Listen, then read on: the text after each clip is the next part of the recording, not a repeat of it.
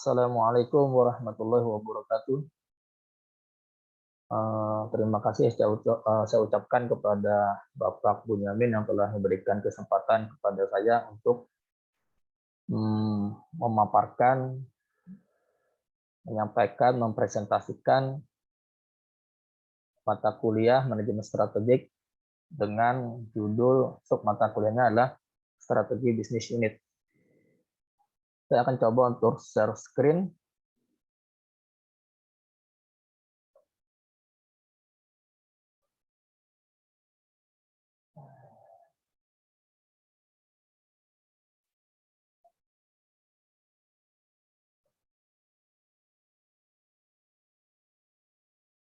Oke, pada kesempatan ini kita akan membahas mengenai strategi bisnis unit, di mana ada beberapa pengertian, yaitu pertama, strategi bisnis unit atau lebih dikenal SBU adalah suatu unit yang menghasilkan produk atau jasa untuk suatu kelompok pelanggan tertentu.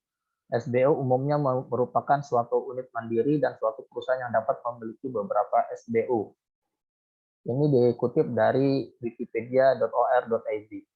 Kedua, strategi bisnis unit adalah istilah yang digunakan untuk mewakili departemen yang independen dan terspesialisasi atau sub-unit yang berfokus pada tujuan tertentu. Ini memiliki visi, kursus, dan misinya sendiri. Perencanaan untuk unit bisnis strategi dilakukan secara terpisah, tujuannya berbeda dari organisasi induk, dan berfokus pada kinerja bisnis jangka panjang. Ini saya kutip pada situs Harappa Education. Yang ketiga, strategi bisnis unit memiliki pengertian yang berbeda untuk setiap perusahaan yang berbeda. Jadi SBU dapat meliputi satu atau lebih divisi, lini produk, atau berupa satu jenis produk atau merek saja.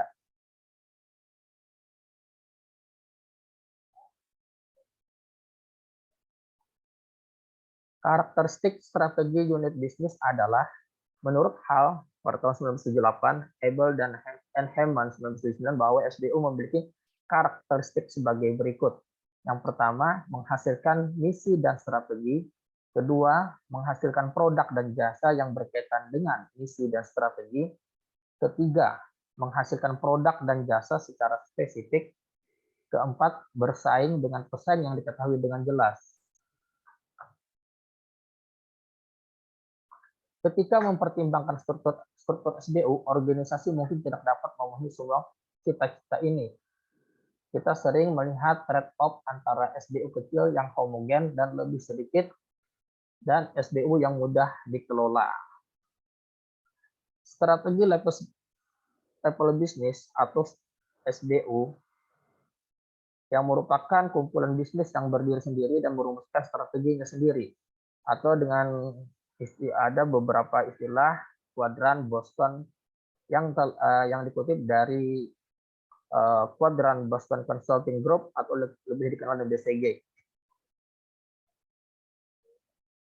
yang dikembangkan oleh BCG. Ini menawarkan pendekatan yang berguna untuk mengukur kinerja SBU berdasarkan tingkat pertumbuhan pasar dan pangsa pasar. Ini membagi unit di bisnis strategi ke dalam kelompok yang dapat membantu manajer mengalokasikan sumber daya dengan lebih baik ke depan. Di sini kita akan memiliki berbagai jenis unit strategis.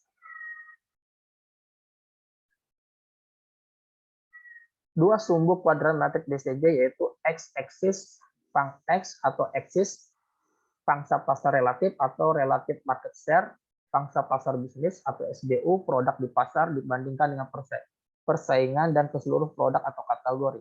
Kedua, Y, axis, tingkat pertumbuhan pasar dan market atau market growth rate, tingkat pertumbuhan industri secara keseluruhan, dipertimbangkan dari mana tingkat pertumbuhan produk diekstrapolasi, tingkat pertumbuhan ini kemudian ditampilkan pada grafik. Metrik kuadran BCG itu ada 4. Cash cow adalah pangsa pasar tinggi tetapi tingkat pertumbuhannya rendah. STAR atau bintang, pangsa pasar tinggi dan tingkat pertumbuhan tinggi. Question mark, tanda tanya, pangsa pasar rendah dan tingkat pertumbuhannya tinggi, ketidakpastian, doks pangsa pasar rendah dan tingkat pertumbuhannya rendah, kurang menguntungkan atau bahkan mungkin profitabilitasnya negatif.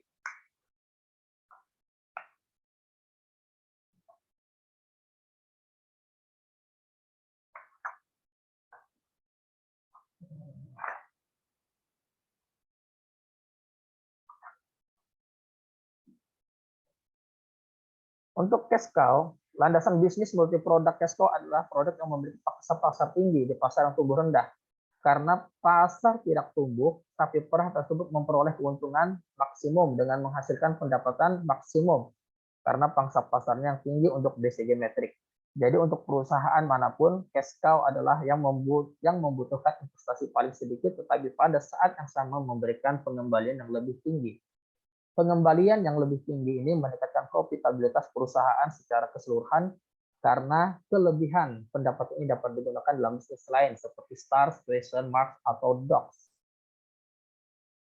Cash cow adalah yang paling stabil untuk bisnis apapun karena strateginya umum mencakup retensi pangsa pasar karena pasar tidak terus berkembang, akuisisi berkurang, dan retensi pelanggan tinggi. Dengan demikian, program kepuasan pelanggan, program loyalitas, dan metode promosi lainnya membentuk inti dari rencana pemasaran cash cow. Kedua, untuk Stars, pangsa pasar tinggi dan tingkat pertumbuhan tinggi.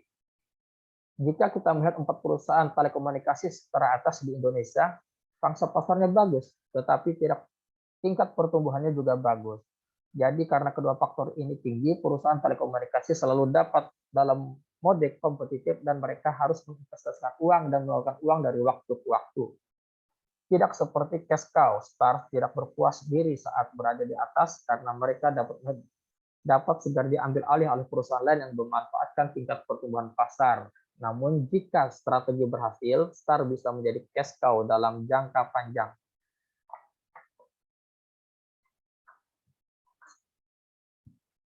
Semua jenis strategi pemasaran, promosi penjualan, dan periklanan digunakan untuk Stars. Hal ini karena dalam cash cow, strategi tersebut sudah digunakan dan menghasilkan pembentukan cash cow. Demikian pula di Star, karena persaingan tinggi dan pangsa pasar yang meningkat, konsentrasi dan investasi perlu tinggi dalam kegiatan pemasaran sehingga dapat meningkatkan dan mempertahankan pangsa pasar. Question Mark, pangsa pasar rendah dan tingkat pertumbuhan tinggi, contohnya adalah komputer desktop di tengah. Semakin banyaknya smartphone dan laptop yang diproduksi, desktop masih merupakan produk dengan pangsa pasar yang bagus dan kemungkinan berkembang. Namun, kita tidak tahu sampai kapan pertumbuhan itu akan berlanjut. Inovasi lain di masa mendatang dapat sepenuhnya mematikan komputer desktop. Di sisi lain, produk tersebut dapat meningkatkan minat pelanggan yang semakin banyak, mungkin pembeli produk tersebut sehingga produk tersebut menjadi pangsa pasar yang tinggi. Karena merupakan produk baru dengan tingkat pertumbuhan tinggi, tingkat pertumbuhan perlu dikapitalisasi sedemikian rupa sehingga tanda tanya menjadi produk dengan pangsa pasar tinggi. Strategi akuisisi pelanggan baru adalah strategi terbaik untuk mengubah question mark menjadi Star atau cash cow. Docs, pangsa pasar rendah dan tingkat pertumbuhan rendah. Produk ini diklasifikasikan sebagai docs jika memiliki pangsa pasar rendah dan tingkat pertumbuhan yang rendah. Jadi produk-produk ini tidak memiliki uang tunai dalam jumlah besar atau membutuhkan investasi yang lebih tinggi.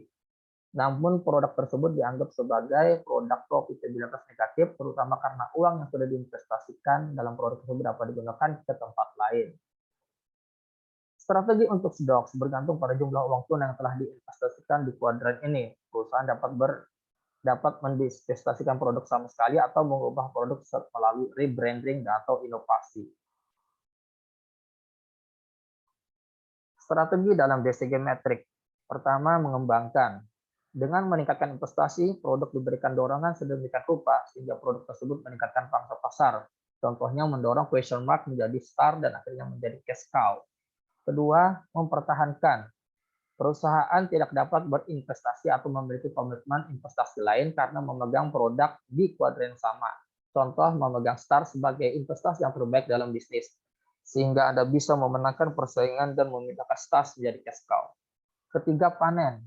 Paling baik diamati dalam skenario cash cow, di mana perusahaan mengurangi jumlah investasi dan mencoba untuk mengambil arus cash maksimum dari produk tersebut, yang meningkatkan profitabilitas secara keseluruhan. Investasi atau pelepasan aset paling baik diamati dalam kasus produk quadrant dog yang umumnya divestasikan untuk melepaskan sejumlah uang yang sudah terjebak dalam bisnis. Kelebihan BCG metrik adalah: satu, memberikan cara tingkat tinggi untuk melihat peluang dan untuk setiap produk dalam portofolio Anda. Kedua, memungkinkan Anda untuk berpikir tentang bagaimana mengalokasikan sumber daya Anda yang terbatas ke portofolio sehingga keuntungan dimaksimalkan dalam jangka panjang. Ketiga, menunjukkan jika portofolio Anda seimbang. Misalnya, jika Anda memiliki terlalu sedikit produk dalam portofolio Anda, maka Anda bisa berada dalam posisi berbahaya karena menyimpan semua telur Anda dalam satu keranjang. Keempat, alat ini sangat mudah digunakan dan dimengerti. Kekurangan atau kelemahan BCG metrik: satu, tingkat pertumbuhan pasar bukanlah ukuran akurat dari daya tampung pasar terhadap bisnis. Kedua, pangsa pasar sebenarnya tidak memprediksi beberapa banyak uang yang dihasilkan suatu produk. Ketiga, tidak memperhitungkan faktor eksternal yang dikenal sebagai faktor lingkungan. Keempat, hanyalah gambaran dari situasi saat ini. Ini tidak terlihat untuk melihat apa yang kemungkinan terjadi pada pasar di masa yang akan datang.